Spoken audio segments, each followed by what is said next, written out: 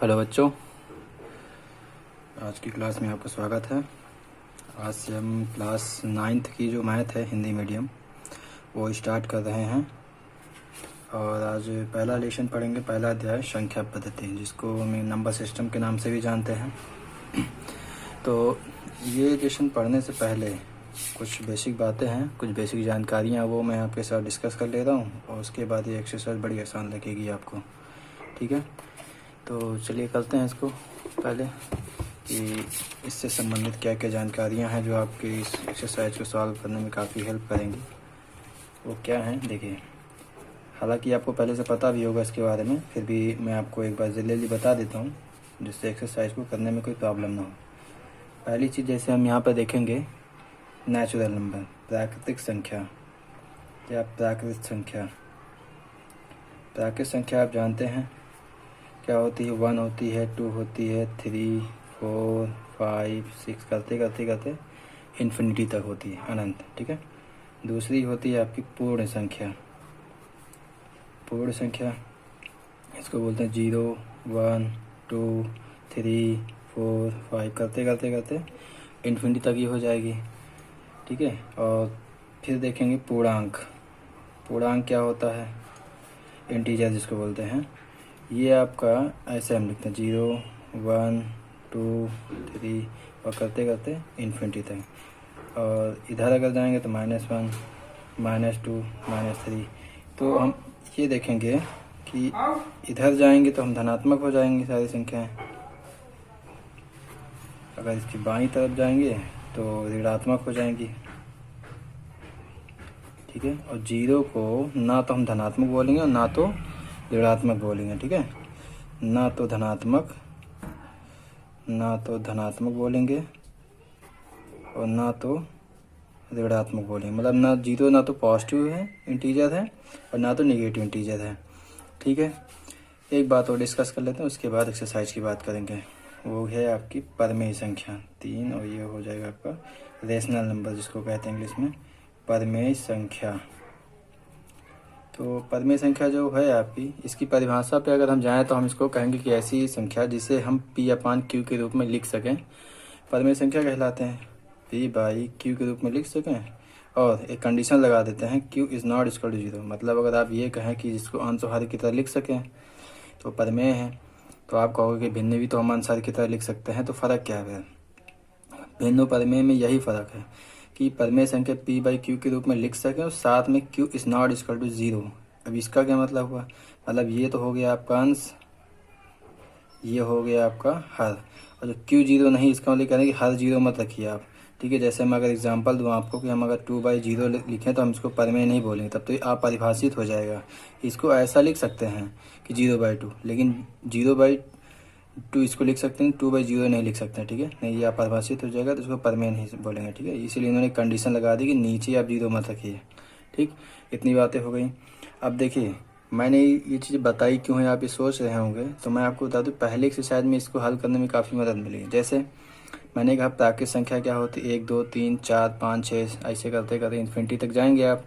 तो अगर मैं ऐसे बोलूँ कि ये सारी प्राकृतिक संख्या है और मैंने 0 को ऐसे छिपा लिया, अब मैं कहूँ क्या सभी प्राकृतिक संख्याएं एक पूर्ण संख्या हैं, तो आप कहोगे देखिए 1, 2, 3, 4, 5 जितनी सारी प्राकृतिक संख्या सब हमें पूर्ण संख्या में मिल रही हैं।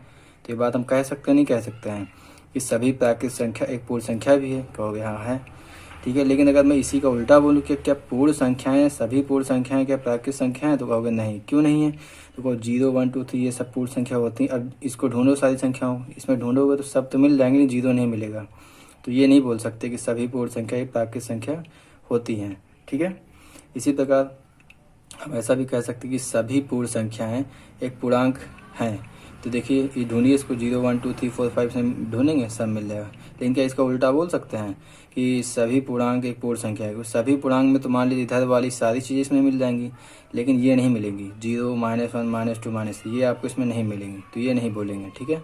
अब जो बेसिक बातें थी वो मैंने बता दी हैं पहले एक्सरसाइज से संबंधित। अब हम एक्सरसाइज करेंगे, तो चलिए करते हैं। चलिए बच्चों, एक्सरसाइज स्टार्ट करते हैं। एक्सरसाइज हमारी 1.1। ठीक है।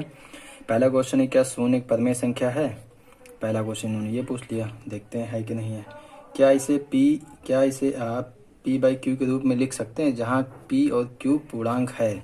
और इन्होंने कंडीशन भी लगा दी कि Q is not equal to आपका 0 होना चाहिए, जो कि परिमेय संख्या के लिए होना बहुत ज़रूरी। तो जब आप इसको परिमेय संख्या है कि नहीं है, बिल्कुल है। अब रीज़न पूछेंगे आपकी 0 क्यों है। तो जैसे हम पहला क्वेश्चन है, हम कहेंगे 0 एक परिमेय संख्या है, 0 एक परिमेय संख्या है, परिमेय संख्या है। अब आपको रीज़न चाहिए कि क्यों है, तो आप ये बताएं। 0 ऐसे लिखा है, इसके नीचे 1 लिख सकते हैं, नहीं लिख सकते हैं? P बाई क्यू की तरह हो गया कि नहीं हो गया? ये इसको P बोल सकते हैं, इसको Q बोल सकते हैं। हमने अभी कंडीशन कुछ देर पहले बताई थी कि 0 नीचे ना आए, भले ही ऊपर आ जाए।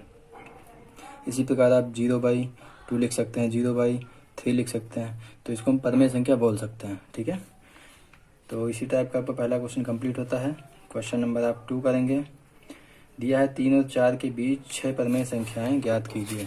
सेकंड क्वेश्चन क्या है आपका, 3 और 4 के बीच में 6 परिमेय संख्याएं ज्ञात कीजिए। ये भी बड़ा आसान है। 3 और 4 के बीच, 4 के बीच एक बात आपको बता दें हम कि अगर परिमेय संख्या की बात आएगी, इन दोनों के बीच में कितनी परिमेय संख्या है, तो इनके बीच में अनगिनत परिमेय संख्या है। अपरिमित रूप से अनेक परिमेय संख्या है। ठीक है, और इसके करने के कई तरीके हैं। एक तरीका तो ये हो जाएगा, 3 और 4 को जोड़िए और इन दोनों को आधा कर दीजिए, फिर जो रिजल्ट मिले फिर चाहे ये पिक कर लीजिए चाहे पिक कर लीजिए, और फिर इनको साथ जोड़ दिए, आधा कर दीजिए। तो वो लंबा प्रोसेस हो जाएगा, मैं ये नहीं बताऊँगा। मैं सीधा से ये बता देता हूँ कि इसमें क्या 6 परिमेय संख्या पूछी है, तो 6 में एक क्या कर दीजिए, जोड़ दीजिए। 6 1 7। अब 7 से नीचे ऊपर गुणा इसमें कर दीजिए, नीचे ऊपर इसमें गुणा कर दीजिए। सॉल्यूशन है सीधे आपका। ठीक है, तो 7 से करना है, ये कर दिया, और ये रहा 4, इसमें भी 7 से नीचे कर, तो ऊपर कितना हो गया 7, 7 त्रिक 21/7, और 7 चौक 28/7। देखिए नीचे हर बराबर हो गया, तो नीचे हमें नहीं देखना, आप सीधा ऊपर देखना है। लिख दीजिए 21/7, फिर 22/7, 23/7, 24/7, 25/7, 26/7, 27/7 और 28/7। ठीक है, इन दोनों के बीच में परिमेय संख्या देखिए, 1 2 3 4 5 6 हो गया आसानी से। अब वो वाला तरीका करते कि इन दोनों को जोड़ते फिर आधा करते, तो लंबा प्रोसेस होता। ठीक है, इसी टाइप से अब अगला क्वेश्चन देख लीजिए।